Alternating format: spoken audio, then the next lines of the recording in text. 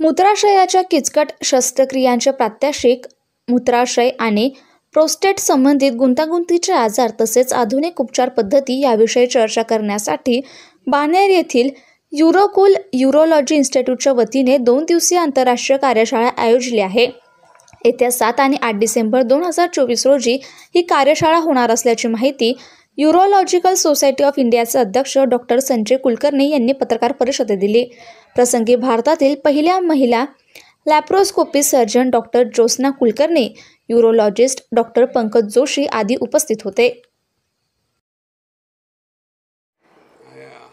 रिकन्स्ट्रक्टिव्ह urology म्हणजे मूत्रमार्गातील जे अडथळे आहेत ते दुरुस्त करण्याचे ऑपरेशन्स करायचं सेंटर 1995 साली भारतात पहिल्यांदा चालू केलं आणि 1 जानेवारी 2023 साली म्हणजे साधारणतः 2 वर्षापूर्वी आम्ही हे युरोकूल नावाचं 100 बेडचं हॉस्पिटल, अद्ययावत हॉस्पिटल पुण्यामध्ये बाणेरमध्ये आम्ही जनतेला अर्पण केलं।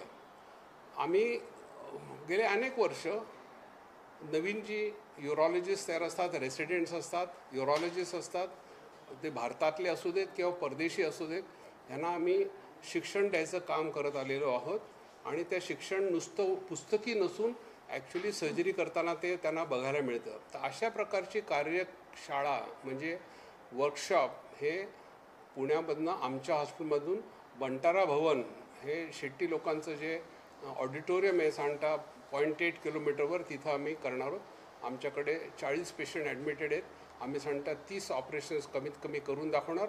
त्यातली 4 ऑपरेशन्स ही रोबोटिक रिकन्स्ट्रक्टिव्ह सर्जरी आहेत। त्याच्यासाठी न्यूयॉर्कचे डॉक्टर ली झाओ म्हणून प्रसिद्ध रिकन्स्ट्रक्टिव्ह यूरोलॉजिस्ट भारतात पहिल्यांदा येतात। सगळ्यात महत्त्वाचं असं की प्रोफेसर अँथनी किंवा टोनी मंडी हे जगातले सगळ्यात निष्णात हे रिकन्स्ट्रक्टिव्ह यूरोलॉजिस्ट समजले जातात। ते लंडनमध्ये प्रोफेसर ऑफ यूरोलॉजी आहेत, ते पण ऑपरेशन्स करून दाखवणार आहेत। आमच्या या कार्यशाळेमध्ये जवळजवळ 3 ब्रिटिश, 3 अमेरिकन आणि अनेक बाकीचे देशातले लोक सर्जरी डेमॉन्स्ट्रेट करून दाखवणार आहेत। आमच्याकडे साधारणतः 500 ते 600 डेलिगेट्स कार्यशाळेमध्ये असतील आणि 2 दिवस हा कार्यक्रम चालेल। 7 आणि 8 डिसेंबर या आठवड्यामध्ये याच्यामध्ये कुठल्या प्रकारचे ऑपरेशन करून दाखवणार तर लघवीच्या मार्गातला जर का अडथळा असेल, ॲक्सिडेंटमध्ये लघवीचा मार्ग तुटला असेल तो जोडायचं, लघवीचा मार्ग अरुंद झाला असेल तर त्यासाठी एक पंकज जोशी स्टेप आहे ती दाखवायची। समजा लघवीचा मार्ग अरुंद झाला असेल आणि अख्खा लघवीचा मार्ग बिघडला असेल तर कुलकर्णी युरोप्लास्टी करून दाखवायची, जी जगभर प्रसिद्ध आहे।